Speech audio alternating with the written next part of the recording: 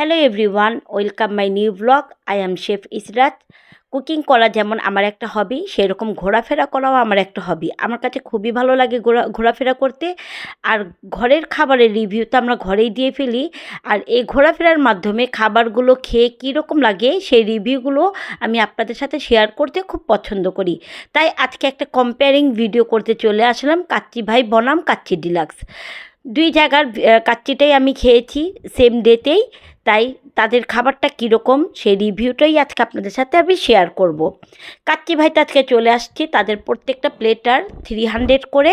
আমি single প্লেটারগুলো order করে ফেলেছি। তাদের কাচ্চি সিঙ্গেল প্লেটারগুলোই আমি এখানে আজকে অর্ডার করে ফেলেছি। একজনের জন্য সিঙ্গেল প্লেটারগুলো 300 করে। আর প্রথমেই বলে দিচ্ছি, এটা আমার কোনো পেড প্রমোশনাল ভিডিও না। খুব তাড়াতাড়ি তারা খাবারটা সার্ভ করেছে। আর এই কাচ্চি ভাইটা হয়েছে ধানমন্ডি 15 নম্বরে।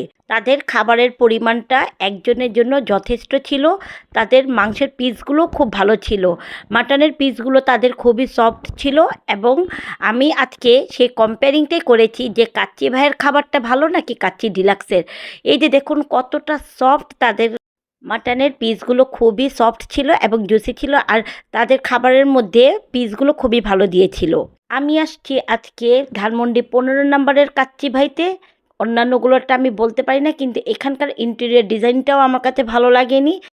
আর আজকে কার খাবারটা ভালো হয়েছে জানতে হলে কিন্তু পুরো ভিডিওটা দেখতে হবে, কারণ এখনও তো আমি কাচ্চি ডিলাক্সের খাবারটা টেস্ট করিনি। তারপর আমি টেস্ট করে এটা রিভিউটা শেষে দিব।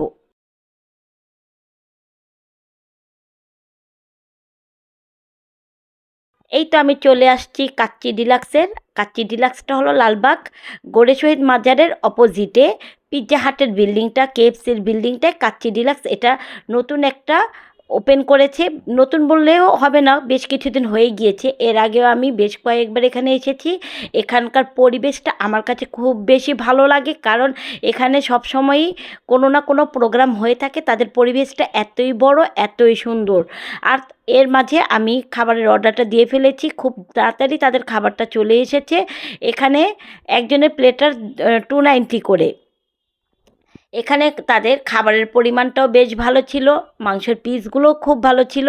প্রথমে একটু একটা পিস ভালো পড়ে নাই, তারপর আমি বলার মধ্যে তারা পিসটা চেঞ্জ করে এনে দিয়েছে। দেখুন কতটা সফট তাদের পিসগুলো। আসলে সবার খাবারই কম বেশ ভালো হয়ে থাকে, কিন্তু আমরা যখন একটা কম্পেয়ারিং করি তখন তো কাউকে ভালো মন্দ একটা বলতেই হবে। খাবার তো কম বেশ সবারই ভালো হয়ে থাকে যখন আমরা একটা কম্পেয়ারিং করি। কারোটা একটু কম, কারোটা একটু বেশি হয়ে থাকে। এখানকার পিসগুলো আমার কাছে ভালো লেগেছে। তাদের বোরহানিটাও আমি নিয়েছি, কারণ তাদের বোরহানিটাও ভালো হয়ে থাকে। আমি তাদের বোরহানিটাও টেস্ট করেছি, খুবই ভালো তাদের বোরহানিটাও। এবার আসছে কম্পেয়ারিংয়ের পালা। এটা হয়েছে কাচ্চি ভাইয়ের, আর এর পরেরটা হবে কাচ্চি ডিলাক্সের। দুটার তুলনা যদি আমি করতে যাই, আমার কাছে কাচ্চি ডিলাক্সের খাবারটাই বেশি ভালো লেগেছে, কারণ কাচ্চি ডিলাক্সের খাবারটা একটু মশলাযুক্ত ছিল এবং কাচ্চি ভাইয়ের খাবারটা একটু শুকনো ছিল বেশি রকম। তাই আমার কাছে যদি টেস্ট জিজ্ঞেস করেন, তার তুলনায় আমার কাছে কাচ্চি ভাইয়ের তুলনায় কাচ্চি ডিলাক্সের খাবারটা ভালো লেগেছে। আর কাচ্চি ভাইয়ের খাবারের কোয়ান্টিটিটা ঠিক ছিল, মাংসের পিসগুলো ভালো ছিল, সবই ছিল, কিন্তু তাদের খাবারটা আমার কাছে একটু শুকনো শুকনো বেশি মনে হয়েছে। তার তুলনায় আমার কাছে কাচ্চি ডিলাক্সের খাবারটাই বেশি ভালো লেগেছে। আমার সাথে আপনারাও কি একমত? তাহলে আমার ভিডিওটিকে লাইক, কমেন্ট এবং শেয়ার দিয়ে আমার পাশে থাকবেন এবং আপনাদের মতামতটাও আমাকে জানাবেন।